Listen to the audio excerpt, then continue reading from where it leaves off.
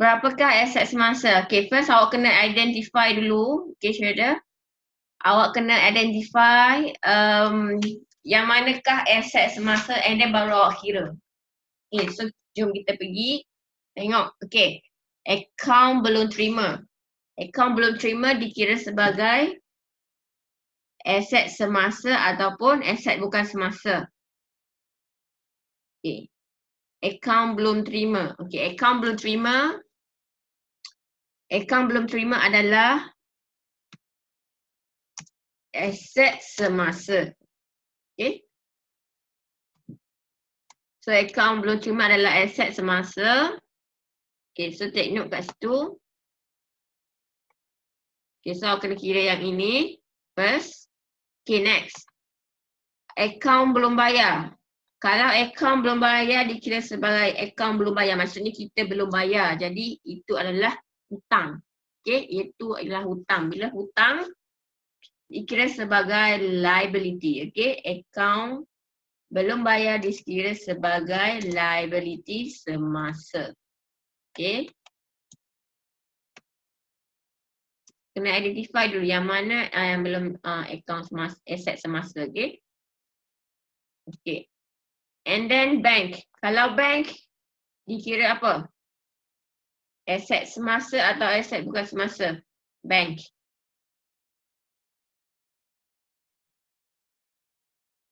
Okay, bank dikira sebagai aset semasa.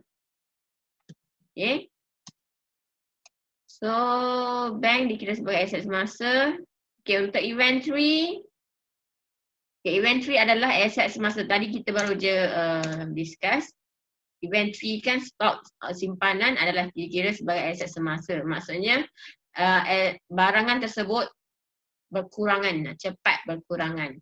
Kecairan dia adalah tinggi. Okay. And then so bank, inventory. Okay, perabot. Okay, perabot adalah aset bukan semasa. Okay, perabot adalah aset bukan semasa sebab dia kecairan adalah rendah. Okay, maksudnya kecairan dia adalah rendah. Untuk mencairkan dia tu kita menggunakan aset tu melebihi 1 tahun. Okay. Okay, kalau pinjaman adalah liability bukan semasa. Pinjaman maksudnya kita berhutang, pinjam dengan bank. Okay. Jadi bank, kita nak bayar kepada bank itu adalah bukan aset, itu adalah liability. Okay, hutang. Liability bukan semasa. Bila dikata pinjaman, mestilah pinjaman yang bertempoh panjang.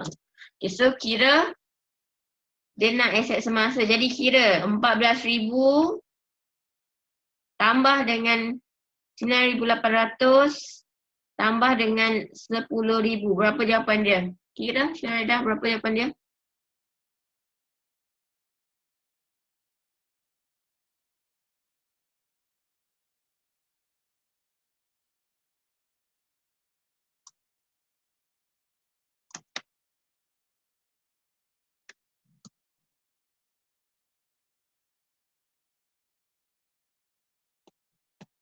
Berapa jawapan dia?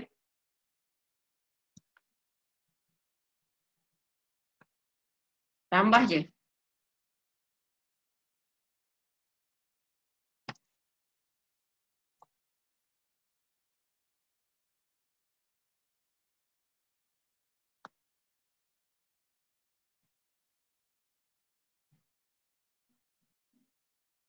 Dah kira?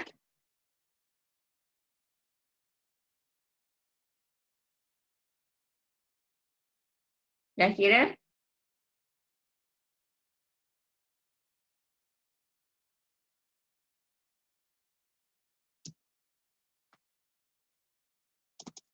So, kosong. 34,300 juga.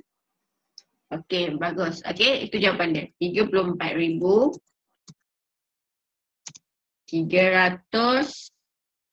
Okey, 34,300. So, macam itulah untuk awak jawab soalan-soalan yang berkaitan dengan pengiraan. Okey, awak kena tahu Aset semasa apa, aset bukan semasa apa, liability semasa apa. Contoh tu awak kena tahulah contoh dia tu. Okay, liability bukan semasa tu macam mana. Okay, so awak kena faham dulu, kena identify dulu maksud untuk terms-terms yang ada dalam subjek perniagaan. Okay, okay, good. Seterusnya,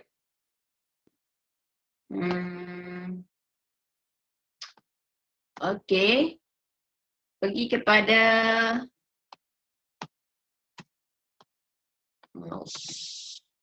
okay, soalan kedua untuk ni. Okay, berapakah jualan? Jualan. Okay, dia nak jualan. Berapakah jualan? So, awak kena tahu dulu macam mana nak kira jualan.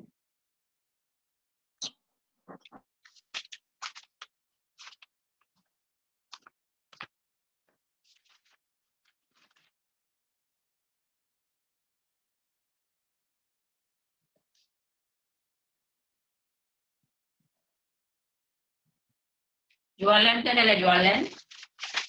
Jualan bersih.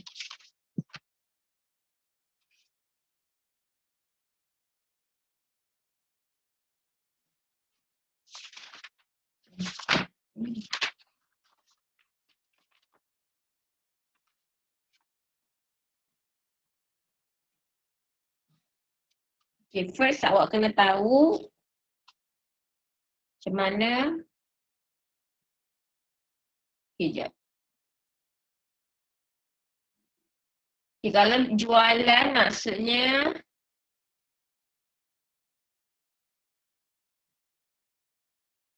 okay, kos jualan ada, untung kasar ada, ulangan jualan 500. Okay.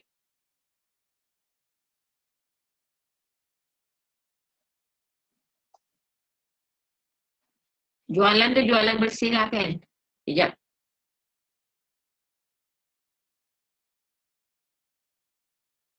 Jualan. Cikgu tak ini. Mana tadi contoh?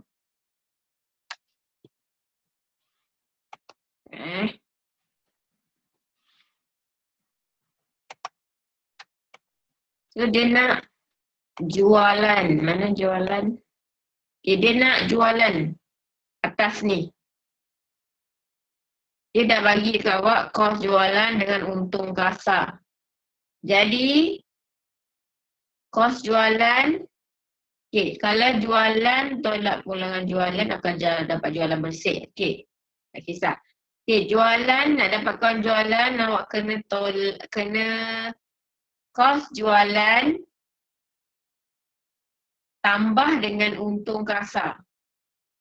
Kos jualan tambah dengan untung kasar, awak akan dapat jualan bersih. Okay, kita nak kira berapakah jualan dalam soalan ni, berapakah jualan. Okay, dia dah bagi dekat sini, ulangan jualan 500, kos jualan 20,000, untung kasar 3,500. Okay, first kita kena tahu dulu macam mana nak dapatkan jualan. Okay, jualan ni adalah yang mula-mula dekat.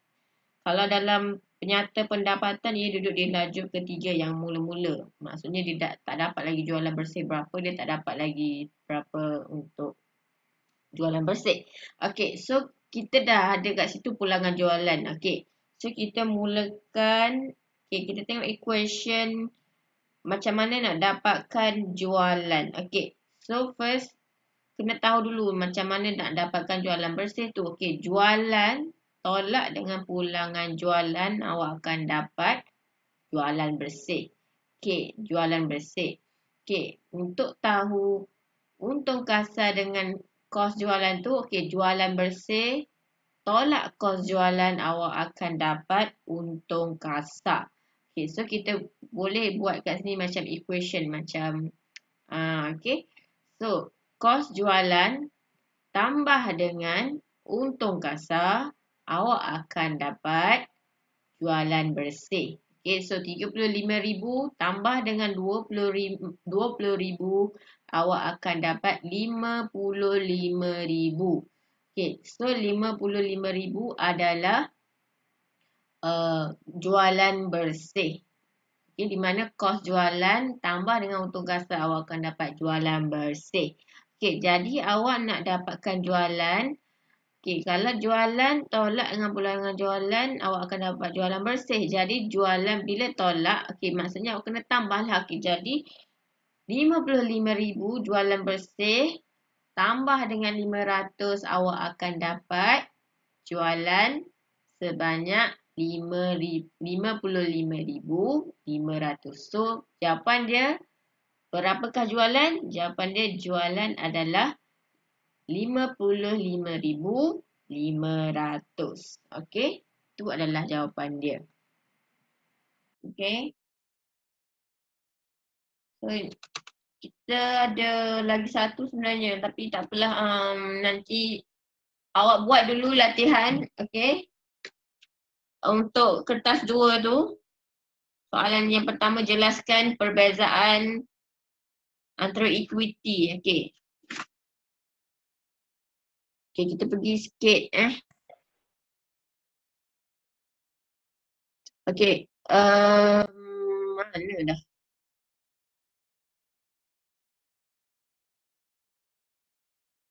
Okay, secara roughly kita discuss ada 7 minit je lagi, okay. On off je benda ni connection dari tadi lagi kan, okay. So kita pergi sekejap, sikit je, okay, untuk ni. Cikgu jelaskan okay, jelaskan perbezaan antara equity pemilik dan liability. Okay, apa beza? Bila soalan dia minta jelaskan, okay, kalau jelaskan dia nak tengok perbezaan, okay, jelaskan perbezaan maksudnya dia nak tengok perbezaan antara equity pemilik. Bila jelas perbezaan, awak kena buat dalam kotak, okay, jangan lupa buat dalam kotak. Okay, so equity pemilik adalah apa? Hak pemilik ke atas perniagaan.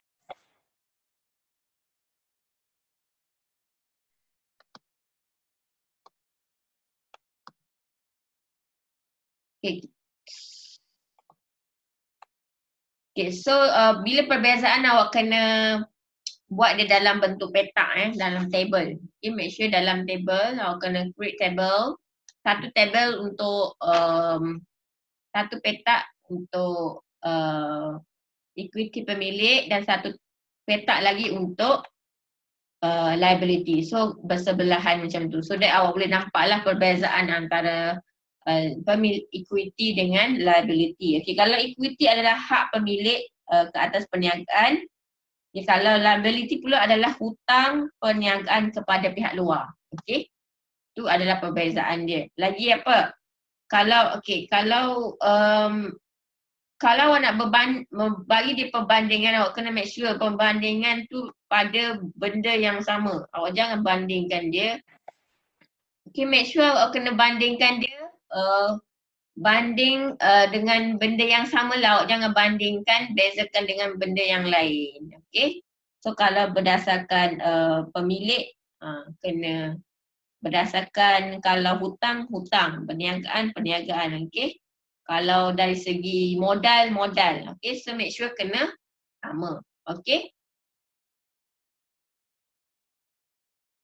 Okay, itu adalah perbezaan antara equity pemilik dengan liability.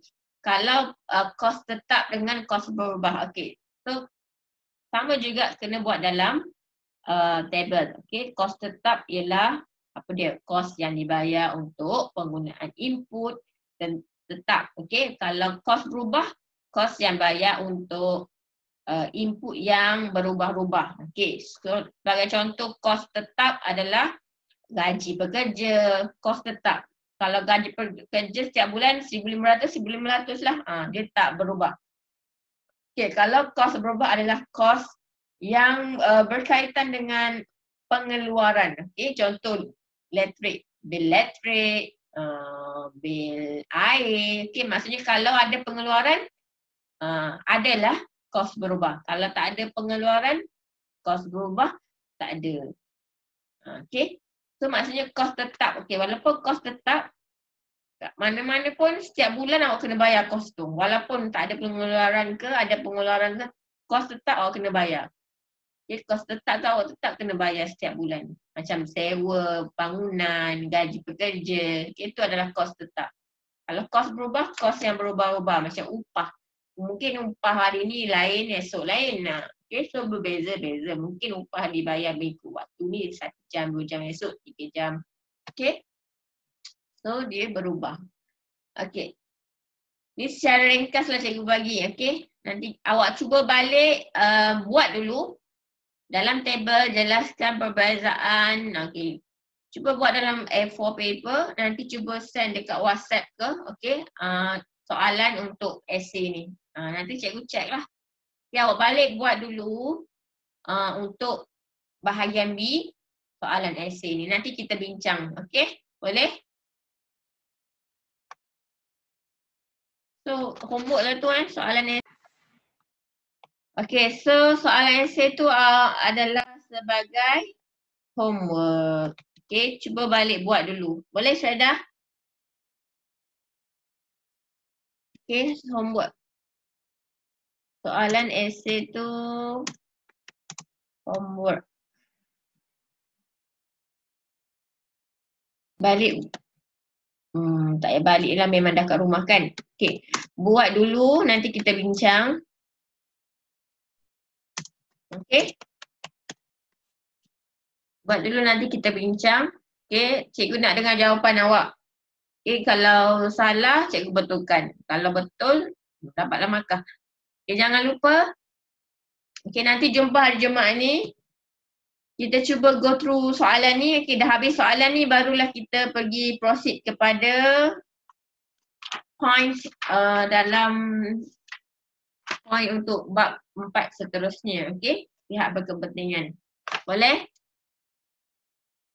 Boleh? Okay.